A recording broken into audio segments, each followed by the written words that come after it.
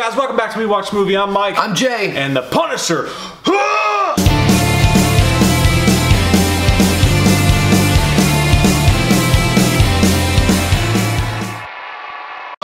He did that shit like 10 times, man. That deep growl fucking comic book shit. It was nice. You know, that's the same sound you make on the toilet after eating Indian food. Oh yeah, I've done. I'll dance with you. Fuck yeah! He did it. You gotta show it who's boss. We're gonna get through this, buddy. So yeah, John Bernthal, all the fucking people are back from the first one. You know, this is getting dogged on by a lot of people and critics or whatever. People don't like it. Why? The first. I don't know, man. Like, I'll just say this. I don't understand people. It has the most visceral, badass, brutal fucking action I could ever imagine the Punisher being. We talked about Dirty Laundry, the Thomas Jane YouTube short, and how great it was. Amazing. This actually equaled that to me. The best part about this is when he fought people, when shit got fucked up and Gnarls Barkley, dude, it was amazing. It was the most visceral, brutal shit I've ever seen. It's like John Wick on the small screen in its own way. It really is. And John Bernthal, we both love Thomas Jane. He's to us like the best Punisher that ever existed on film. But John Bernthal is a close second, maybe overtaking #1 at some point, because he literally, they give him enough stuff to work with, and the fact that he's able to do this visceral, mean, violent thing and just have a great time with it. But also there's a character exploration and exploring the mind fuck that is Frank Castle as well. The thing about the overall series is, while I liked it, I thought it was a great fucking series, it does sometimes feel redundant as far as like what they did with the first season. It kind of goes into this season. Plus you're dealing with two antagonists in this, and sometimes that doesn't work out. You've got John Pilgrim, and then you've got Jigsaw back again, aka Billy Russo. It almost feels like sometimes with the Billy Russo stuff, it's like you're just rehashing what you did in the first one. And also the philosophical debate of why the Punisher does what the Punisher does, and whether or not he's a good guy or a bad guy and all that. Just fucking kill people! Because it's already been explored in the first one. I know they wanted to explore a little bit more, and that's fine and dandy, but it just seems sometimes it goes on a little bit too much. Yeah. Can I please get my test results back? Fuck you. The problem though is there's a lot of filler. Like all the fluff that you've got are like squishing those fucking action pieces up. Sometimes it gets the same shit over and over again. I was so sick of Jigsaw and the Therapist. I was so fucking sick of it. Every time they had a conversation, it was like, this is how I feel today. I'm tired of it. Even though over again. She was hot. And she was into pain, which is, I'm not really into that part. That sex scene was like, that was too much. It was like AC/DC was playing and they're fucking and he's killing people and they're fucking and he's killing people. It was like, God, you guys are really getting off on this shit. Like, would you like to suck my cock, berserker? Yeah, it was kind of like that, but at the same time, like if a bitch was grabbing my face like this, I'm like, can you stop, please? That's too much. I'm okay with it. No, it's hit me in the face, Billy. I mean, Sheila. Well, I don't want to come away with scars like I fucked a cougar. Like, but anyway, it did drag that out a little bit more. And again, exploring Billy Russo and his psychological damage of what happened after the first season. It's okay, but I think it could have been told in one season or one episode rather than have it stretched on for 18 episodes. Even though it was 13 episodes, it did feel a lot of the times that they were just trying to make up reasons to keep Billy Russo around. Yeah, I mean, he's a great character, and Jigsaw's an amazing fucking bad guy for the Punisher, but I would have thought like the best thing to do with that is either choose to have Billy Russo as the main guy, but make him go full out Jigsaw, disgusting, nasty of what Jigsaw becomes in the comic books. Make him Terrifier. Yeah, and just make him, just fucking saw John in half or whatever. But whatever you're gonna do, make it be about him and make him like the true like Jigsaw that I was expecting, and rather than have him, I'm damaged and I don't know what to do, can we fuck in the bed and let me touch your back scars? And then John Pilgrim, on the other hand, the antagonist, he was a great fucking character. Yeah. And I feel like as the season was going on, each episode, we're running out of time, and they didn't do enough exploration with that character. John Pilgrim, to me, would have been a way better antagonist in this, because he had reasons for doing what he was doing anyway. Yeah, he was a brutal motherfucking mafia guy that apparently was a part of the neo-Nazis or something, that had turned over a new leaf, had a family, was trying to protect him, and was being used, but didn't know it, or he didn't know it or didn't care, and he was doing brutal things, but Punisher would have had, there was a lot more material to work with, I think, between the chemistry between those two. And by the way, at the very end, when those two finally do get that chance, when they have this like kind of final showdown, there's one moment where I'm like, oh fuck, dude, why'd you have to say that for? And even the Punisher's face like, fuck. I mean, why? That's like when you're. I had a goddamn I had a fatality. That's when you're about to interrupt my combo. Fucking delicious, and you've been looking forward all day to going to B-dubs and getting the medium-sized platter, and then you get there and they fucking put the calories on it, and you're like, I can't fucking do it now. Or it's like when you're eating a pizza and somebody looks over and you see the corner of your eye, they're like, what a fat ass. You're like, yeah, dude. Can I get the salad? There's two things I didn't like about that. First, you're right. John Pilgrim was badass, and my wife and I were watching it. She's like, I'm so sick of like the religious bad guy. I'm like, I like it. He looked fucked up. Yeah, he looked cool. Yeah. Dude, he's. You know, who I was thinking he could have played in a weird alternate universe, dude. If you put him in like a Godfather type role where he had to be like, you spend time with the family, like a Goodfellas type of guy. Yeah, he could have been great in a role like that. He also reminds me of a progressively angry Sean Penn in Mystic River. He does look kind of like he looks like Mystic River Sean Penn. Yeah, I liked him a lot. The whole religious creepy backstory got me, and then you find out more about. Is that my daughter's shot? then you find out what a badass he actually is, and he is a badass, and that's one of the things that scene in the bar was fucking top notch, dude. Holy shit! Again, another scene, dude. Like, there's so many action scenes in this. And I know I've said it 10 times. I can't fucking say it enough. There's so many action scenes in this that are brutal and just fucking nasty. And I will say also, there's a lot to pick from. And what's your favorite? Choose your destiny, kind of thing. But I think the John Pilgrim fight scene in the bar was one of the best I've seen. But also with just the Punisher alone. The police station assault felt like Assault on Precinct 13 with the John Carpenter style in it, and then the gym fight between the Russians and him. Dude. Fucking, that's when that local alarm was like, I'm tired of your shit.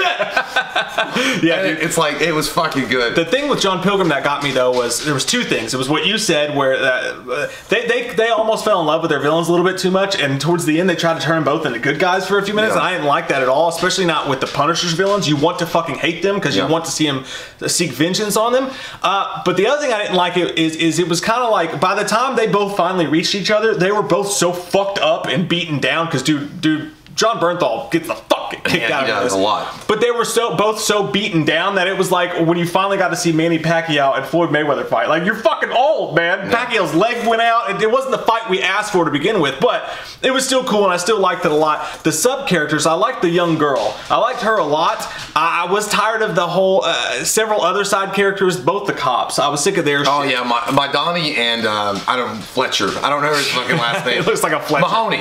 My Donna and Mahoney. Yeah. I was so sick of their subplots and his friend. Like, I like the guy Curtis. a lot. I like him, but I was kind of sick of his shtick by the end. I felt like Curtis could have been or should have been. You know, like in the first season, you had the tech guy, Micro. That's what Curtis should have become as a substitute, has been his Micro, helping him take down these villains and get over your fucking, like, I want to help people and heal people. Like, well, it's not happening, okay? You're not a Navy corpsman anymore. Get out of your asshole and help me kill this fucking person. But yeah, it felt like, again, there was a lot of rehashing going on because the whole thing with my Donnie in the first season, it felt like Mahoney was doing it in this season. Like, I can't trust Frank Castle. He's my collar. And come on, I don't give a fuck. Go fuck each other. I don't know what you're doing. And then also with John Bernthal and the girl, Amy, that was cool. I did like that subplot there because it did feel like it was almost like Frank Castle was trying to hold on to a piece of his own humanity and not go so far away from what he used to be. But he was also like a father figure. But in the end, it also, I don't know if you guys ever played that game, The Last of Us. It kind of had a really like The Last of Us vibe going on between those two. Either way, John Bernthal is fucking amazing overall. Like what he does, how he brings that visceral, nasty. And by the way, the soundtrack is fucking great. Oh yeah. And also like there's one specific, like this is when you know it's getting heated up and you're like, the fucking pot pie is almost done, Mom. Is when like on the highway and you hear that, you say God, I say Satan, Satan, Satan. And you're like, oh shit. There was Marilyn Manson in the freeway scene. Yeah, but it was funny because I had subtitles on and it didn't say, it says you say God, I say Satan. It has SA-10. Weird. Yeah, I don't know if Satan. Satan. That's but yeah, I was like, wow. I was like, not only is Punisher amazing, but he's the devil. Yeah, dude, I like that shit. And one of the other problems I have with it is Jigsaw. Again, like I mentioned, the stuff between him and the therapist was so tired. I can't remember. I'm like, well, you fucking remember already, Jason Bourne? God damn, let's go with this shit. But there was that. that whole stuff bored me a lot, and I really don't like it when my hero is way more physically imposing than my villain. I feel like we're getting ready to play like in our basement with our toys. I know. I don't want my hero to be this way. Like, what's my motivation? But that's how I watch this shit. Like, okay, like that's the show in a bubble, man. Like, the writing is really bad. Like, sometimes you would see someone try to say something really like profound, and it would just be like, what? And then sometimes characters' decisions were stupid as fuck, and characters would flip flop like that. Really, the same problem you have with almost every single Marvel Netflix show is they're so long that sometimes they're like, oh, we got to backtrack this character again, and they make a stupid choice, and they revert back to how they were 5 episodes, and we have to tell the same story arc again. Sometimes they do that, and the writing's not there. But what I'm here for is to play with my fucking toys. What I'm here for is for those badass, amazing action scenes, and to see Frank Castle be Frank Castle. I'm ready to say it right now, and I've never been able to say it before. Jon Bernthal, and I never fucking thought I'd say this because I've always hated him for fucking his friend's wife in The Walking Dead. He's my favorite Punisher. He's taken the mantle to me from Thomas Jane. I mean, as much as I love Thomas Jane, he's close. Dude, he's so fucking, it's not that he's like just gruff or whatever or mean, but when like the scene that I was talking about earlier where he's finally holding the 2 guns and he's like, whoa, the way he would scream or the way he would fuck people up when he went into full frenzy mode, dude, he actually was the fucking Punisher that you see on the comic books, the one that's got the fucking full on skull. That's Warzone Journal 1. Yeah, the Warzone ones when they're up close to their face and he's bleeding, he's screaming and he's shooting and there's bullets flying. Like, Jon Bernthal managed to channel that in a way I never thought I would see it on screen, and he's my favorite Punisher. Yeah, I would almost go there. Like I said, Jon Bernthal was very close to overtaking Thomas Jane, but I mean, I look at Thomas Jane and I see Dirty Laundry, and I see what that guy could be if he was in the position that Jon Bernthal is right now working with Netflix. I think it would be a different story completely. Jon Bernthal is an amazing actor, but I think he's an amazing actor with the Punisher because he has a great team of writers and production staff that are like, go be the fucking Punisher. Because again, Thomas Jane had to deal with studio bullshit and like, we can't make it too violent, stuff like that. Thomas Jane, to me, it's just, I love the guy. But anyhow, Jon Bernthal, though, as the Punisher, again, fucking amazing choice. You couldn't get better than him. I knew it when they cast him. Like, his asshole tendencies that he was, as far as the character was in The Walking Dead, was gonna play over, and I thought he was already amazing pick because the Punisher has to be an asshole in some aspect. Plus, the way that he played Fury, or in the movie Fury, just had that whole, like, kind of, I don't give a fuck about you and I will shoot your butt cheeks off. But, I mean, I'm a good guy deep down. I don't really want to fucking take down bad guys that aren't really bad, but I'll take down the worst of the worst.